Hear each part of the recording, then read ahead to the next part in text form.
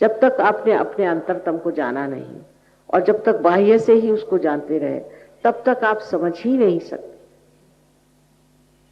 और उसके लिए आपको खास कुछ करना नहीं, क्योंकि इस पवित्र भूमि पर आप बैठे हुए हैं। मैं आपको बताती हूँ कि हिंदुस्तान में जागृति देना बहुत आसान है मेरे लिए, पर लोग आते हैं और बाहर मुश्किल है, मेरे हाथ टूट जाते हैं उनको जागृति देते देते, घंटों तक मेहनत करनी पड़ती है, पर वहां लोग आते हैं। दांत है तो चने हैं और चने हैं तो दांत नहीं। और बाहर के जो लोग हैं वो ऐसे जमते हैं, ऐसे जमते, एक बार पार हो गए तो जमते हैं उसमें। पर यहां देखिएगा आप, अभी आप 50,000 आए चाहे जितने भी आए, बाद में सेंटर में 4 आदमी पहुंचे। ये हुआ क्या? वही बात जो ईसा मसीह ने कही थी कि कुछ बीज हैं वो अंकुरित हुए पर वो पहाड़ों पे पड़े और सड़ गए। वही हालत, अंकुरित होने पर वृक्ष होना ही चाहिए। आप जितनी अपनी इज्जत करेंगे, अपने आत्म साक्षात्कार का अनुभव गहराई से पाना चाहेंगे, उतनी ही आपकी बुद्धि होगी और आपके सारे लाभ हो सकते हैं।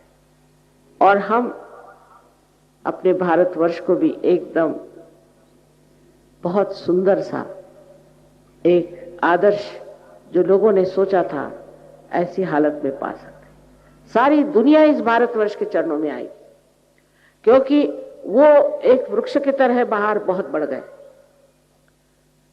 लेकिन उनकी जड़ें बहुत कमजोर हैं। और उस जड़ों का जो आधार है वो हमारे इस भारतवर्ष में, विशेषकर अपने महाराष्ट्र में। और इसको पाना, इसको प्राप्त करना भी बहुत सहज है। सिर्फ फिर से कहूंगी कि एक शुद्ध इच्छा रखें और उसी शुद्ध इच्छा के सहारे आप इसे प्राप्त कर सकते। उसके लिए और कोई चीज की जरूरत नहीं। सिर्फ इसमें ये जान लेना चाहिए कि पूर्ण आत्मविश्वास रखें कि हम इसे प्राप्त कर सकते। ये नहीं सोचना चाहिए कि हम कैसे पा सकते हैं और हम तो पापी हैं और ये वो। इस वक्त आप कोई पापी वापी नहीं है। इस क्षण अपना जो कुछ भी भूतकाल है, पास्ट है, उसे एकदम भुला दीजिए। इस वक्त आपको प्राप्त होना है वो चीज जिसके लिए आप इस संसार में आए। और ये सब धारणाएं दिमाग से निकाल, जो आपको समझाते हैं कि आप पापी हैं वगैरह, सोच लीजिए वही पापी होंगे। आपको अपने प्रति गौरव और आदर होना चाहिए। कुछ भी हो, कुछ भी किया हो, आपको पता होना चाहिए कि परम चैतन्य जो है ये क्षमा का सागर है। सबसे ज्यादा ये क्षमा का सागर है। ऐसे तो ये ज्ञान का सागर है, ऐसे ये प्रेम का सागर है, लेकिन सबसे ज्यादा ये क्षमा का सागर। और इसलिए आपका कोई भी गुनाह ऐसा नहीं है जो ये क्षमा नहीं कर सकते और अपने अंदर पूरी तरह से नष्ट नहीं कर सकते। इसलिए आप कृपया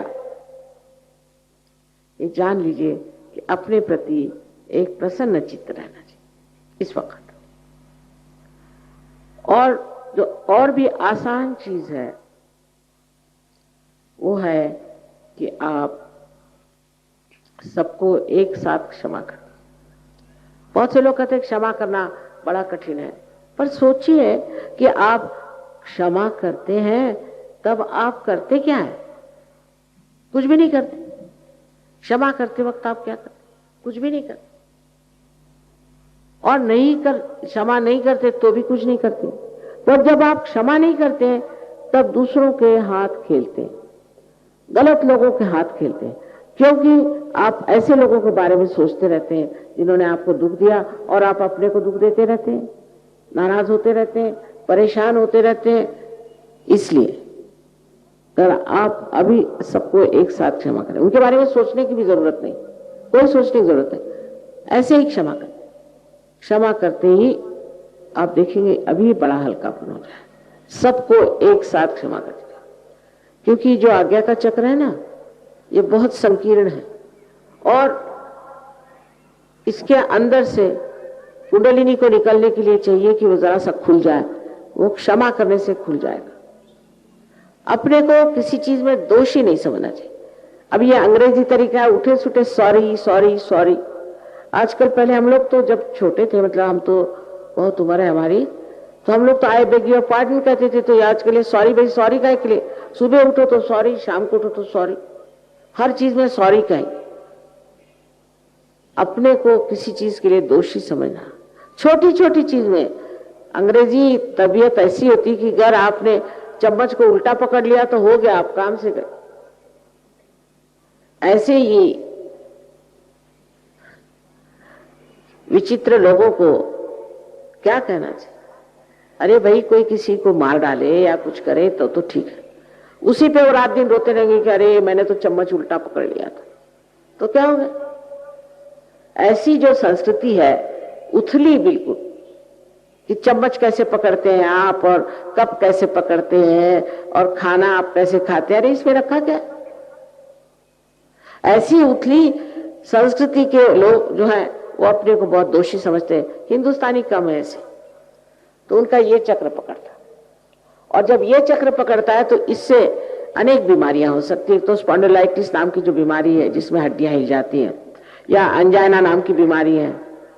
जो लोग अपने को सोचते हैं कि मैं बड़ा दोषी हूं और बात बात में सॉरी करते हैं, ऐसे लोगों का ये पकड़ा जाता। और इससे आगे चल के हो सकता है कि सारे आपके जो शरीर के अवयव हैं वगैरह, वो भी सब लिथार्जिक हो जाए, इसलिए वो भी आलसी हो जाते हैं। इसलिए काहे को बेकार में अपने को दोष देते बैठना? आप में कोई दोष नहीं, जैसे भी है परमात्मा को प्यारे, उन्होंने आपको बनाया, वही जान ले।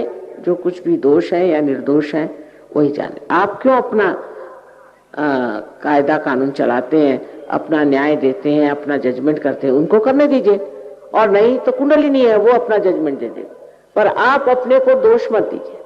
बस यही 3 बातें मुझे आपसे कहनी है। अगर आपने ये 3 बातें अभी कर ली मेरी बात मान करके कृपया, तो आपकी कुंडलिनी फौरन जागृत हो जाएगी।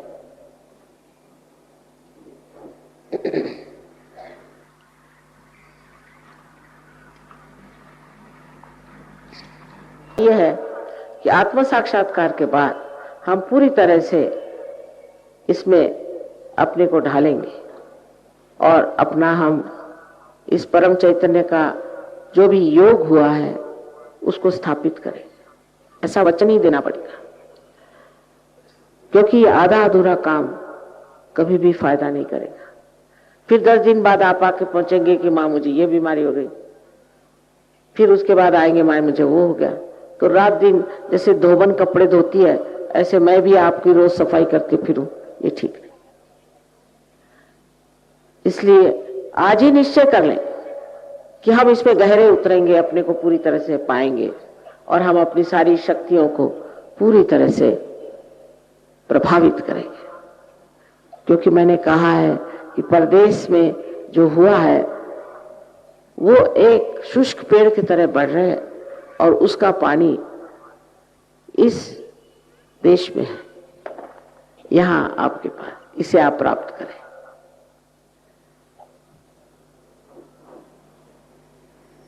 सबको मेरा अनंत आशीर्वाद।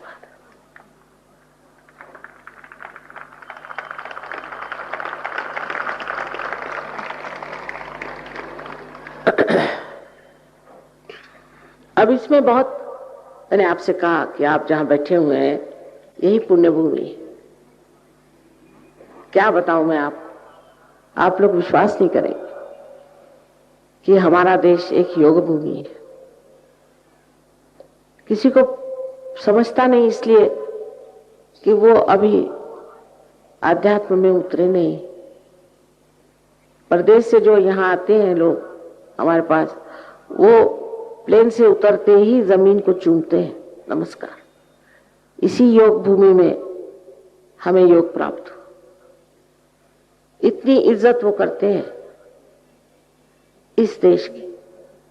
और सारे तरफ चैतन्य है, पता नहीं आपको दिखाई देता है कि नहीं, सब दूर प्रकाश आकाश में, आप देखिए सारे दूर चैतन्य फैला।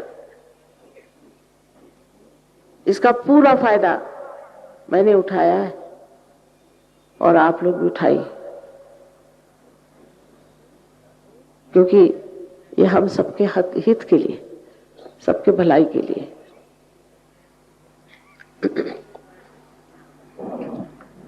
अब एक बात और है कि किसी पे जबरदस्ती नहीं हो सकती।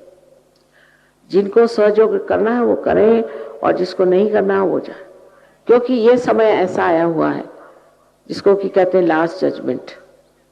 अब जिसको चाहिए कि वो परमात्मा की ओर जाए उनके लिए ठीक है, और जो नहीं चाहते उनके लिए भी ठीक है। किसी पे जबरदस्ती नहीं हो सकती, क्योंकि आपकी जो स्वतंत्रता है उसका मैं मान रखती हूँ, और उसके लिए आप अगर नहीं चाहते तो बेहतर है कि आप लोग तशरीफ बाहर ले जाएं।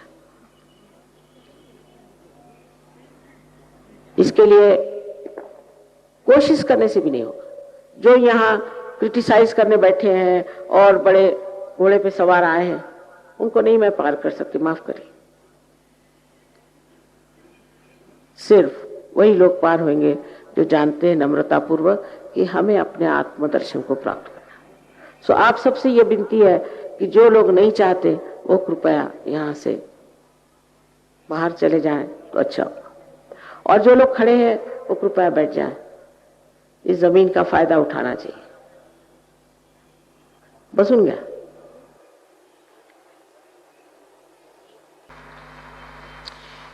अब आपके पैर में अगर जूते हो तो उसे उतार दें और दोनों पैर जमीन पर अलग अलग रखें। जो कुर्सियों पे बैठे और जो जमीन पर बैठे हो सिर्फ जूते उतार दें। पायातल्या पहाड़ा वगैरे काढून ठेवा, डोळे काढून ठेवा।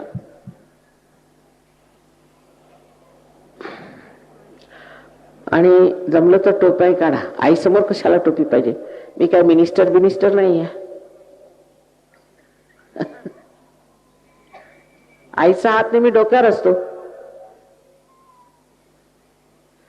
कारण ब्रह्मरंध्र छेदायचं आहे ना।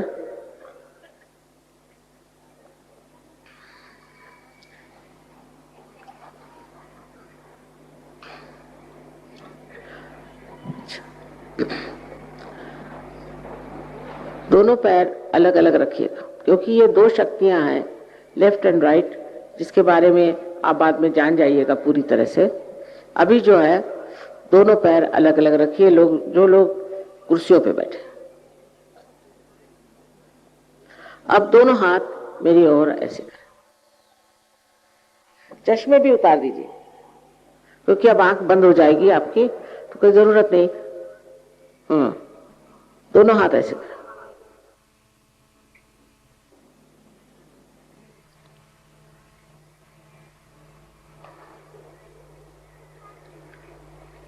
अब सर झुका लें थोड़ा,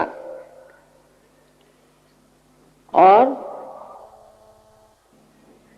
हमारी ओर लेफ्ट हँड करें। डावा हात माझ्याकडे करा, मान थोडीशी वाकून घ्या आणि डावा हात माझ्याकडे, और आंख बंद कर लें, डोळे मिटा। अब राइट हैंड तालू के ऊपर रख के देखिए, टाळू वर ठेवा।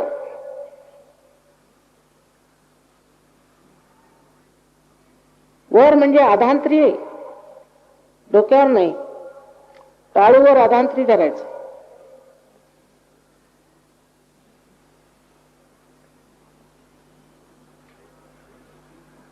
अब देखिए कि आपके सर में से तालू पर से कोई ठंडी या गर्म हवा आ रही होगी। अगर आपने माफ नहीं किया तो गर्म आ रही होगी, माफ कर दीजिए।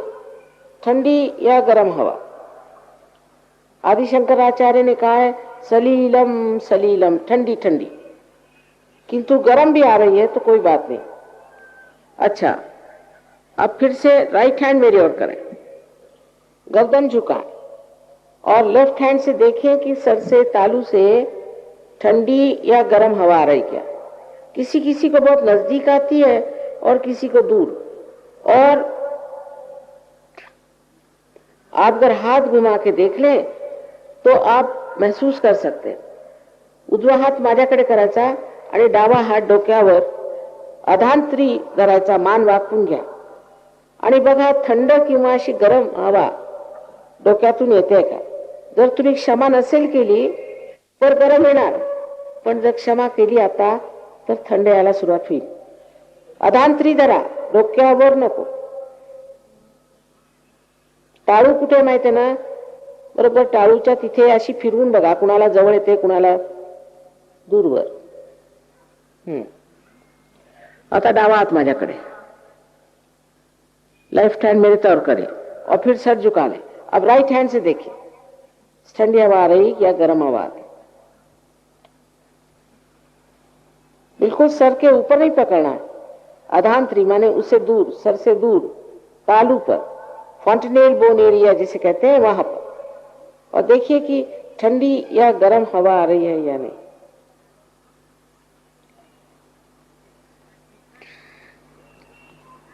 हाँ, अब दोनों हाथ आकाश की ओर करें और सर ऊपर करें और मन में एक प्रश्न पूछें. आप पूछे माँ कहें या श्री माता जी, माँ ये क्या परम चैतन्य है? ये प्रश्न 3 बार आप पूछे. क्या माँ ये परम चैतन्य है? अगर आप ईसाई हो तो पूछे mother is this the cool bridge of the Holi ghost. आप मुसलमान है तो पूछिए क्या यही रूह है? 3 बार पूछिए.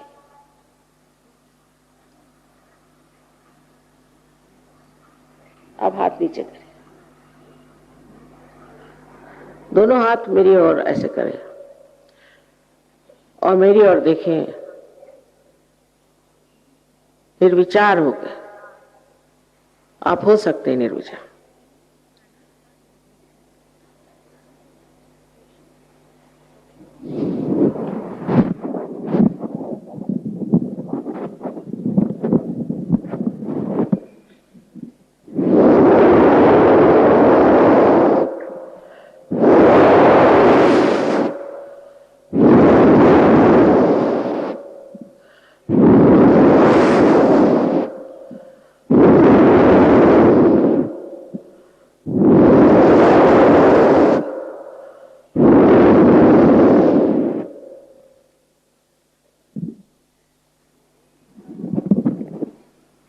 अब जिन लोगों के उंगलियों में या हाथों में या ब्रह्मरंध्र से, जिसे आप तालु कहते हैं, ठंडी या गर्म हवा आ रही, ऐसे सब लोग दोनों हाथ ऊपर करें. वाह वाह वाह, ही तुमची पुण्याई, ये पुण्यपट्टनम की भी पुण्याई. और देखिए कि सारा पूना पार हो गया. और क्या चाहिए? आप सब संतों को मेरा नमस्कार, मेरा नमस्कार, अनंत बार नमस्कार. सगळे पार झाले. हाँ, हाथ नीचे कर लीजिए. अब और क्या कहें? बस इतना ही कि इससे आगे जरूर बढ़ना चाहिए, क्योंकि किसी किसी को तो ऐसा लगेगा कि अब वो स्वर्ग में आ गए, पर ये चीज चलने वाली नहीं है. कनेक्शन पक्का होना चाहिए. और इसलिए आप कृपया सब लोग आए. वहां भी कोई रुपया पैसा देने का नहीं है, सिर्फ थोड़ा सा समय देना होगा बस. और उसके बाद आप अपने बारे में पूरी तरह से जान लीजिएगा कि आप क्या हैं. वहां आपको सब कुछ बता देंगे, सारा ज्ञान, और उसका पड़ताला है, टेंजिबल. साइंस के जरिए पूरा टेंजिबल है. सो इस ज्ञान को आप प्राप्त करें. सबको मेरा अनंत आशीर्वाद.